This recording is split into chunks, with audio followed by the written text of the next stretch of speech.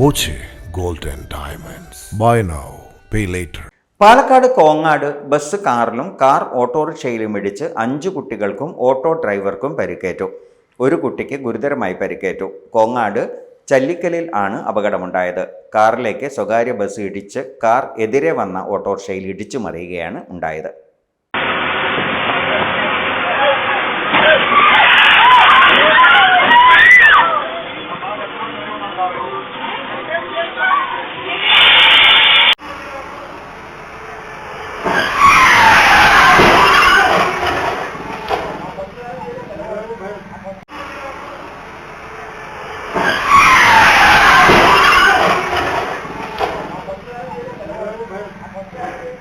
പരിക്കേറ്റ 3 കുട്ടികളെ കോവൈ മെഡിക്കൽ കോളേജിലേക്കും ബാക്കി കുട്ടികളെ പാലന ആശുപത്രിയിലേക്കും മാറ്റി. മദ്രസയിൽ നിന്നും വീട്ടിലേക്ക് ഓട്ടോറിക്ഷയിൽ പോവുകയായിരുന്നു കുട്ടികൾ.